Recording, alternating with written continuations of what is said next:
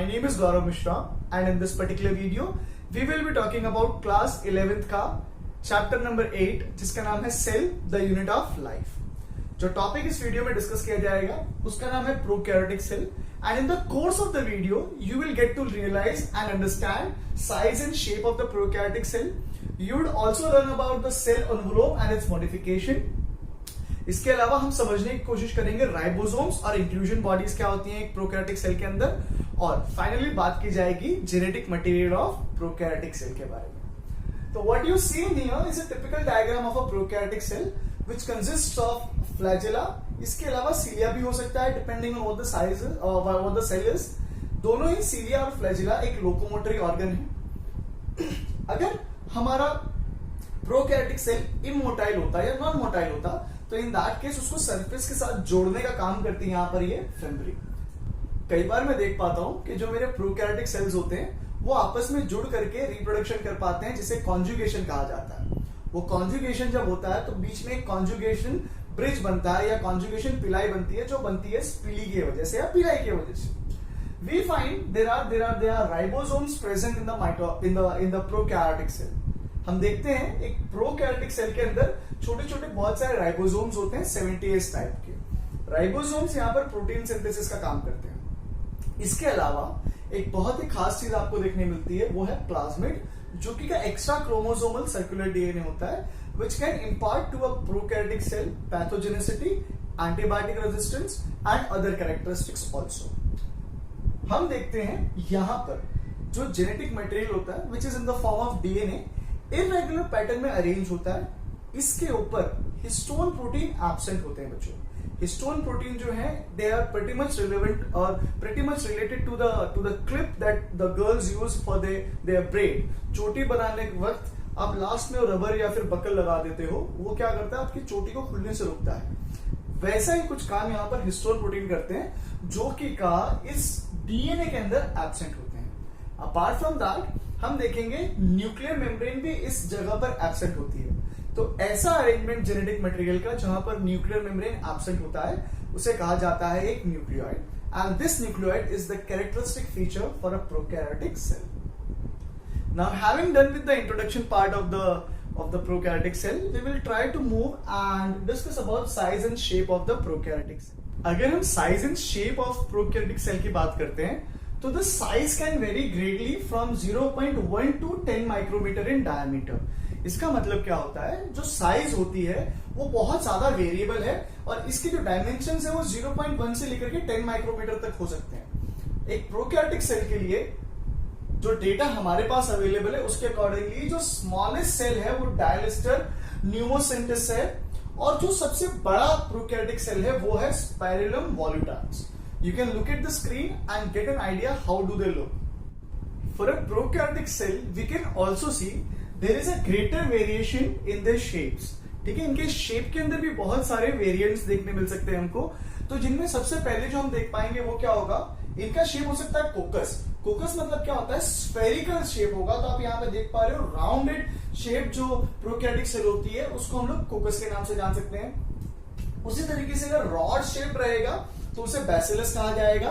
अगर comma shape prokaryotic cell आप देखते हैं, अगर कोमा शेप प्रोकैरियोटिक सेल्स आप देखते हैं तो उसे विब्रियो कहते हैं। और अगर स्पाइरल शेप्ड आपको कोई प्रोकैरियोटिक सेल दिख रहा है तो उसे कहेंगे हम लोग एक स्पाइरुलम। कुछ प्रोकैरियोटिक सेल्स होते हैं जो different forms of life cycle दिखाते हैं, उन्हें हम लोग प्लियोमॉर्फिक कहते हैं। आगे बढ़ते हैं और डिस्कस करते हैं about cell envelope and its modification. Now let us try to understand about cell envelope and its modification. अभी प्रेजेंट सीन में मैं बात कर रहा हूं इन बैक्टीरिया के बारे में। तो अगर आपको बैक्टीरिया को डिस्टिंग्विश करना होता है, आपको अलग अलग प्रकार के बैक्टीरिया फाइंड करने होते हैं, तो सबसे पहले आप परफॉर्म करिएगा ग्राम्स स्टेनिंग। अब ग्राम स्टेनिंग जो है ये माइक्रोबायोलॉजी का एकदम बेसिक सा प्रोसीजर है। 3 इसके अंदर चीजों पर यूज किया जाएगा, क्रिस्टल वायलेट, आयोडीन और सैफरनिन, और फिर हम देखेंगे कलर चेंज होते हुए। अगर पर्पल कलर डेवलप होता है तो उसे कहा जाता है ग्राम पॉजिटिव बैक्टीरिया, और अगर पिंक कलर डेवलप होता है, पिंकिश जैसा कुछ कलर डेवलप होता है तो वो बन जाता है ग्राम नेगेटिव बैक्टीरिया।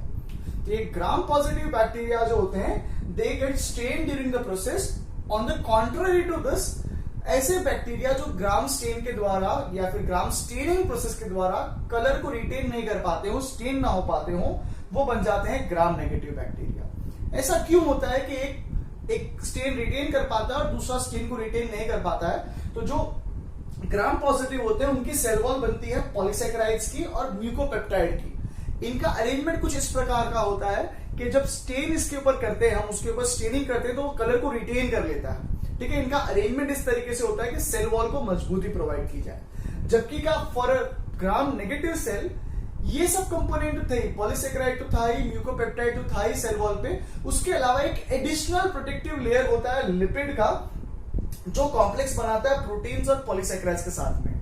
अब इस लेयर की वजह से, इस एडिशनल लेयर की वजह से क्या होता है, ये जो डाइज हम इसके ऊपर ऐड कर रहे थे वो वहां पर रिटेन नहीं हो पाती है और इसलिए कलर वहां पे चेंज नहीं होता है। ठीक है, कुछ एग्जांपल्स है ग्राम पॉजिटिव बैक्टीरिया के, जैसे कि न्यूमोकोकस हो गया है, स्ट्रेप्टोकोकस है, क्लोस्ट्रीडियम है, बैसिलस है, ये जो है। इसके अलावा भी बहुत सारे हैं। ये सब पार्ट बनेंगे हमारे ग्राम पॉजिटिव बैक्टीरिया की फैमिली का। ग्राम नेगेटिव फैमिलीज की अगर बात करते हैं तो इसके अंदर आते हैं साल्मोनेला, सैल्मोनेला टाइफी सुना होगा आपने, जो आपको टाइफाइड कॉज करता है। सुडोमोनास है, सुडोमोनास एरुजिनोसा करके एक बैक्टीरिया होता है which is an opportunistic pathogen, जो केवल तब आपको इन्फेक्ट करेगा जब आपकी बॉडी जो है इम्यूनो कॉम्प्रोमाइज हो जाती है। जो बर्न पेशेंट्स होते हैं उनको सबसे ज्यादा चांसेस होते हैं सुडोमोनास एरुजिनोसा के इन्फेक्शन के।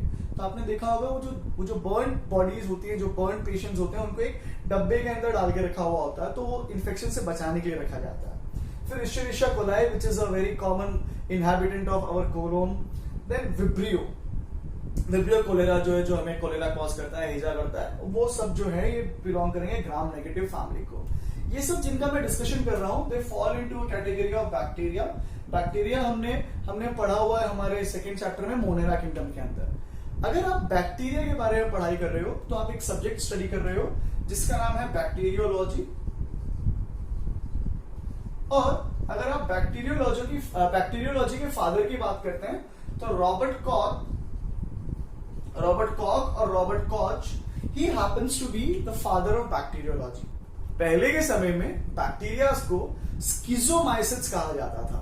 ठीक है, उसे कहते थे हम लोग स्किज़ोमाइसिट्स, या फिर इसे फिशन फंजाई के नाम से भी जानते थे। रीजन क्या था, ये लोग जब डिवीजन करते थे तो ये बाइनरी फिशन के द्वारा मोस्टली डिवीजन करते थे। अगर मैं देखता हूं मेरे जो बैक्टीरियल सेल है इसके ऊपर कई बार एक एडिशनल लेयर देखने मिल जाता है मुझे, और ये जो एडिशनल लेयर देखने मिलता है ना, इसको हम क्या बोल सकते हैं, इसको हम बोलते हैं कैप्सूल। ये पॉलीसेकेराइड का बनता है। On the basis of presence और एब्सेंस ऑफ दिस कैप्सूल, मेरा जो बैक्टीरिया है वो कैप्सुलेटेड बन जाता है या नॉन कैप्सुलेटेड बन जाता है। अगर कैप्सूल प्रेजेंट होती है तो वो देखने में अच्छा लगता है, देखने में स्मूथ लगता है। और अगर ये कैप्सूल एब्सेंट होती है तो ये नॉन कैप्सुलेटेड बन जाता है या फिर ये रफ बन जाता है। मोस्टली जो स्मूथ बैक्टीरिया होते हैं जिनके पास कैप्सूल होती है वो पैथोजेनिक होते हैं, और जो नॉन कैप्सुलेटेड होते हैं जिनके पास ये कैप्सूल एब्सेंट थी, मतलब वो एविरुलेंट हो जाते हैं या वो नॉन पैथोजेनिक हो जाते हैं, उनसे हमें बीमारी नहीं होगी। तो ये जो अभी हमने बात करी है सेल एनवेलोप की और उसके मॉडिफिकेशन की with respect to Gram staining. तो अगर हम सेल एनवेलोप की बात करते हैं तो मानिए this is the cell that I am having, okay, this happens to be the cell. ये सेल के मोस्टली 3 लेयर होते हैं। Most of the organisms, most of the prokaryotic cell tend to show us 3 layers, the innermost layer, then the middle layer, and finally you would have the outermost layer. ठीक है, तो आपके पास कितने layer हो गए बच्चों, यहाँ पर 3 लेयर हो गए। एक तो आउटर लेयर हो गया ये वाला, एक मिडल लेयर हो गया और एक इनर लेयर हो गया।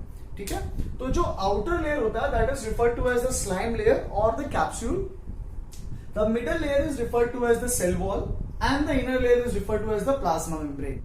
द स्लाइम लेयर और द कैप्सूल इज बेसिकली जब सेल वॉल के ऊपर कुछ विस्कस जेलेटिनियस सब्सटेंसेस देखने मिलते हैं। विस्कस जेलेटिनियस सब्सटेंस का मतलब क्या होता है, कुछ गाढ़े थोड़े से चिपचिपे सब्सटेंस देखने मिलेंगे। तो ये चिपचिपा सब्सटेंस जिसकी मैं बात कर रहा हूं, स्टिकी सब्सटेंस जिसकी मैं बात कर रहा हूं, या तो वो हमारे सेल वॉल के ऊपर लूजली अरेंज हो सकता था या वो कंपैक्टली अरेंज हो सकता था। अगर ये लूजली अरेंज होता तो इसे मैं स्लाइम लेयर कहता, और अगर ये कंपैक्टली अरेंज होता तो ये कैप्सूल कहलाया जाता। अब कैप्सूल या स्लाइम लेयर होने की जरूरत क्या है? ये क्या करता है, एक एडिशनल प्रोटेक्टिव लेयर ऑफर करता है अपार्ट फ्रॉम सेल वॉल। एक खास बात है इनकी कि ऐसी जगह मतलब ऐसे प्रोकैरियोटिक सेल जहां पर ये कैप्सूल प्रेजेंट होता है या स्लाइम लेयर प्रेजेंट होता है, वैसे केस में ये ऑर्गेनिज्म मोस्टली नॉन मोटाइल होते हैं, मतलब इनके पास फ्लैजिला और सिलिया जो है वो एब्सेंट होगा। आगे बढ़ते हैं और बात करते हैं मिडल लेयर की। जो मिडल लेयर है स्टूडेंट्स, दैट इज कंपोज्ड और that is referred to as the cell wall. Cell wall it's a strong and a rigid structure, जो हमारी एक सेल होगी उसके अंदर एक बहुत ही मजबूत और एक बहुत ही कड़क सा लेयर देखने मिलेगा जिसे कहा जाएगा सेल वॉल। ये हमारी सेल को उसका शेप, उसका स्ट्रक्चर प्रोवाइड करते हैं। अपार्ट फ्रॉम दैट ये क्या करेगा, ये हमारी सेल को रप्चर होने से बचाता है। कई बार जब सेल के अंदर पानी एंटर करता है तो सेल फूलती है, और हमने देखा है ऐसा कई बार होता है कि जब एक्सेस ऑफ वाटर आता है तो सेल रप्चर हो जाता है। तो यहाँ पर ये जो सेल वॉल होता है ये प्लांट बैक्टीरिया के अंदर देखने मिलता है, एनिमल के अंदर तो खैर एब्सेंट होता है, उसमें ये सेल को रप्चर होने से बचाता है। Most of the cell wall that we will find will have protein, polysaccharides and the lipids as their components। यहां पर एक बहुत खास स्ट्रक्चर देखने मिलता है, बहुत ही खास चीज देखने मिलती है। दो इनफैक्ट बहुत खास पॉलीसेक्राइड्स के शुगर डेरिवेटिव्स देखने मिलते हैं जो एनिमल में या प्लांट में, इनफैक्ट लिविंग सिस्टम में कहीं भी देखने नहीं मिलते हैं। उनका नाम है नाग और नाम। ये नाग और नाम क्या है? नाग है एन एसिटाइल ग्लूकोजामाइन। ये नाम जो है इसका फुल फॉर्म क्या हो जाएगा? N acetyl muramic acid. This is muramic acid. तो बच्चों ये दो चीज को आप लोग पक्का याद करना है, इसको बिल्कुल स्किप मत करना, ठीक है? एन एसिटाइल ग्लूकोजामाइन और एन एसिटाइल म्यूरामिक एसिड जो है ये केवल और केवल बैक्टीरियल सेल वॉल में आपको देखने मिलेगी और कहीं देखने मिलेगी नहीं, ठीक है? फिर आते हैं प्लाज्मा मेम्ब्रेन में। देखिए प्लाज्मा मेम्ब्रेन क्या होता है ना, ये एक बैरियर बन जाता है between the internal and the external environment. ये क्या करेगा, ये होता है सेमी परमेएबल इन नेचर, जिसका मतलब होगा if this were my cell and it is having this semi permeable membrane, basically the plasma membrane, so what it will do, it will regulate the movement of ions in and out of the cell। ये क्या करेगा ना, ये चीजों को अंदर बाहर करने में फैसिलिटेट करेगा, मूवमेंट करेगा और वो रेगुलेट करेगा किस चीज को सेल के अंदर रखा जाए और किसको सेल के बाहर निकाला जाए। अगर आप एक प्लाज्मा मेम्ब्रेन की बात करेंगे फॉर अ प्रोकैरियोटिक सेल और एक यूकैरियोटिक सेल, आप देख पाएंगे इनका स्ट्रक्चर ऑलमोस्ट क्या होता है, सिमिलर होता है। तो ये जो डिस्कशन हुआ, ये डिस्कशन हुआ सेल एनवेलोप और उसके मॉडिफिकेशन के बारे में। Now let us try to understand about ribosomes and inclusion body. तो यहां पर एक्चुअली में तीन चीजों को स्टडी किया जा सकता है, एक राइबोसोम, एक मीसोसोम और एक इंक्लूजन बॉडी। तो राइबोसोम जो होते हैं for a prokaryotic cells, they are slightly smaller as compare to the eukaryotic ribosome. इनकी जो साइज होती है वो होती है 70S। अब यहां पर जो S में लिख रहा हूं बच्चों, वो S क्या है ना, वो S स्टैंड करता है for Svedberg's unit. It stands for Svedberg's unit, या फिर मैं इसको समझ सकता हूं as sedimentation coefficient also. Sedimentation coefficient. तो this is nothing but actually the indirect measurement of density and the size of the ribosomes. हम क्या करते हैं, जब मैं ये स्वेटबर्ग यूनिट या सेडिमेंटेशन कोएफिशिएंट की बात करता हूं तो मैं यहां पर मेजर कर रहा होता हूं उसकी साइज और उसकी डेंसिटी को, ठीक है? यहां पर जब आप राइबोसोम की बात करोगे फॉर अ प्रोकैरियोटिक सेल, तो उसकी जो साइज होगी वो होगी 70S का, उसकी साइज छोटी होगी। और ये क्योंकि एक प्रोकैरियोटिक सेल के अंदर सभी मेम्ब्रेन बाउंड ऑर्गेनल जैसे कि गोल्गी बॉडी, जैसे कि एंडोप्लाज्मिक रेटिकुलम, ये सब चीजें क्या होंगी, एब्सेंट होंगी। तो हम देख पाएंगे कि ये जो राइबोसोम्स है यहाँ पे फ्रीली अवेलेबल होते हैं। तो we will be finding the ribosome in the cytoplasm. इस राइबोसोम के यहाँ पर दो यूनिट होते हैं, आप स्क्रीन पर भी देख पाएंगे, दो होंगे, एक 50S और एक 30S। अब इनको प्लस नहीं करना है बेटा आपको, इस 50S को और 30S को प्लस नहीं करना है, मतलब 80S नहीं बनाना है आपको, ठीक है? ये उसका अकेले यूनिट का सेडिमेंटेशन था, ये उसकी जो छोटी यूनिट है, स्मॉलर सब यूनिट है, उसका सेडिमेंटेशन है। बट जब दोनों साथ में होते हैं तो उनका सेडिमेंटेशन जो था वो कितना होता है, 70S होता है, राइट?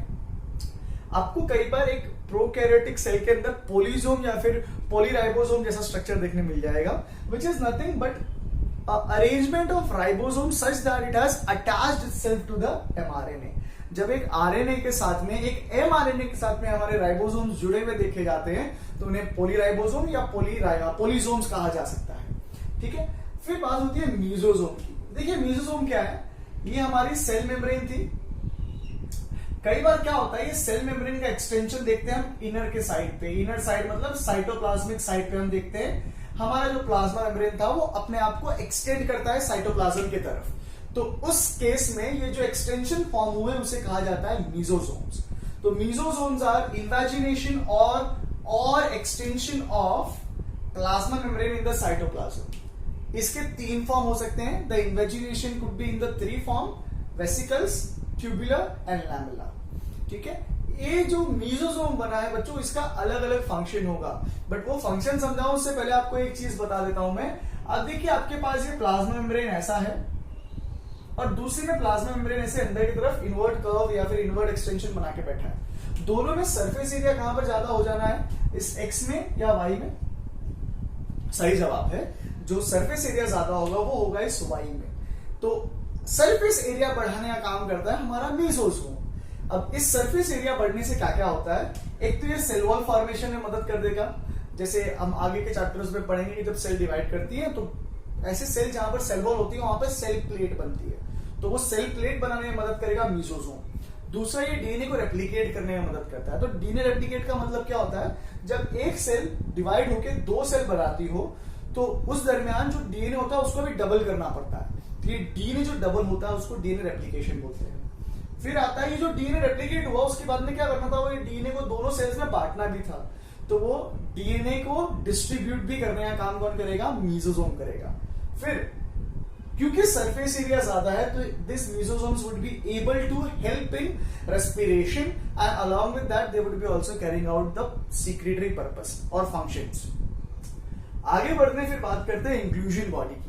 अगर बच्चों आप इंक्लूजन बॉडी की बात कर रहे हैं तो जो प्रोकैरियोटिक सेल होती है उनके अंदर जो रिजर्व मटेरियल होता है, जो एक्स्ट्रा फूड बन गया या जो वेस्ट मटेरियल था, उनको ये लोग क्या कर लेते हैं, अपने अंदर स्टोर कर लेते हैं। और वो जो स्टोरेज होता है वो स्टोरेज होता है in the form of inclusion bodies. Inclusion bodies की खास बात क्या होती है कि they are not bound by any membrane. मतलब ये कैसा है, इट इज फ्री स्ट्रक्चर। और ये साइटोप्लाज्म में क्योंकि मेम्ब्रेन बाउंड नहीं है तो ये साइटोप्लाज्म में फिर से आपको फ्रीली देखने मिलेगा फ्लोट करते हुए।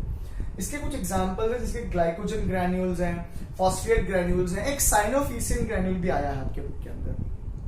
तो बच्चों ये जो बात हुई है इंक्लूजन बॉडीज की बात हुई है, राइबोसोम्स की बात हुई है।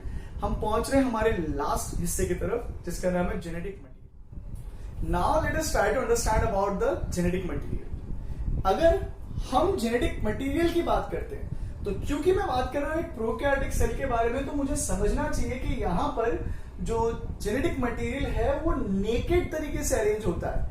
ठीक है, हम क्या देखते हैं, न्यूक्लियोलस जो आरएनए बनाता था, राइबोसोम बनाता था, न्यूक्लियर मेम्ब्रेन जो हमारे न्यूक्लियस की जो प्रोटेक्टिव कवरिंग होती है वो, और हिस्टोन प्रोटीन जो मैंने आपको सबसे स्टार्टिंग में बताया था डीएनए के साथ में एसोसिएटेड कुछ बेसिक प्रोटीन होते हैं जो हमारे डीएनए के अरेंजमेंट को, उसके स्ट्रक्चर को स्टेबिलाईज करते हैं। ये न्यूक्लियोलस, न्यूक्लियर मेम्ब्रेन और हिस्टोन प्रोटीन तीनों ही यहां पर एब्सेंट होते हैं। और ये जो डीएनए यहां पर आप देख पाएंगे, ये डीएनए बहुत ही ज्यादा फोल्डेड होता है और हाईली सुपरकॉइल्ड होता है। ठीक है, और इसके कोई भी फ्री एंड नहीं होते हैं, आपस में ही जुड़ा हुआ रहता है ये। ठीक है ना, और ये जो अरेंजमेंट बनता है इसे हम लोग क्या बोलते हैं, इसे हम लोग बोलते हैं न्यूक्लियोइड। आप मार्क कर लीजिएगा अगर टेक्स्ट बुक लेके बैठे हैं, नहीं है तो साथ में लिखते जाइएगा। जो न्यूक्लियोइड्स होते हैं वो क्या होते हैं, it is the nucleus without nuclear envelope या न्यूक्लियर मेम्ब्रेन। न्यूक्लियस के ऊपर अगर न्यूक्लियर मेम्ब्रेन एब्सेंट होती है या nuclear what do I call it, nuclear membrane, या फिर क्या बोलोगे आप उसको, न्यूक्लियर मेम्ब्रेन के अलावा दूसरा क्या बोल सकते हो, न्यूक्लियर एनवेलोप। अगर ये दोनों में से या तो न्यूक्लियर मेम्ब्रेन या न्यूक्लियर एनवेलोप अगर एब्सेंट है तो हमें उसे कहना है न्यूक्लियोइड। तो ये जो प्रोकैरियोटिक सेल होती है उसके ऊपर क्या देखने मिलता है आपको, न्यूक्लियोइड देखने मिलता है। उसके अलावा न्यूक्लियोइड के अलावा आप चाहो तो इस स्ट्रक्चर को न्यूक्लियर बॉडी कह सकते थे, आप इसे प्रोक्रोमोसोम कह सकते थे, आप इसे जीनोफोर या फिर इंसिपिएंट न्यूक्लियस के नाम से भी जान सकते हो। ठीक है ना। अब क्योंकि ये एक प्रोकैरियोटिक सेल है तो अमाउंट ऑफ डीएनए जो होता है वो थोड़ा सा घट जाता है, तो you find there is a less amount of DNA for a prokaryotic cell. हम देख पाएंगे हमारे प्रोकैरियोटिक सेल में जो जीनोमिक डीएनए है, ये जो सेंटर में आप देख रहे हैं वो, उसके अलावा एक्स्ट्रा क्रोमोसोमल सर्कुलर डीएनए भी रहता है। ये जो आप देख पा रहे हैं वो, उसे कहा जाता है प्लाज्मिड। तो plasmids are extra chromosomal circular DNA.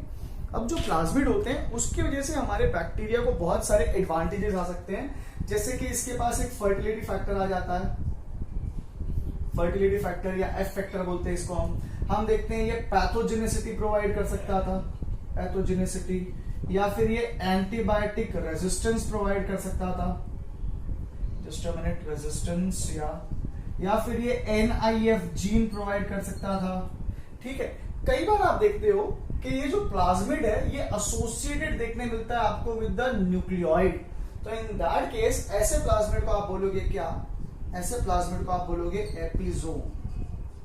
ठीक है, तो बच्चों कोशिश करिए कि एनसीईआरटी का लेवल भी डिस्कशन हो जाए और कुछ एक्स्ट्रा चीज भी जानने मिल जाए। आज के इस वीडियो में हम अपने आप को यहीं पर रोकेंगे और अगले वीडियो में हम लोग कंटिन्यू करेंगे एंडो मेम्ब्रेन सिस्टम से। तो उम्मीद करते हैं ये वीडियो आपको अच्छा लगा होगा। If that is the case please like it. आप इस वीडियो को आपके फ्रेंड्स के साथ भी शेयर कर सकते हैं और आपको लगे कि चैनल फ्यूचर में कभी यूजफुल होगा आपके लिए तो सब्सक्राइब जरूर करिएगा। आपका बहुत ध्यान रखें, घर पर रहें।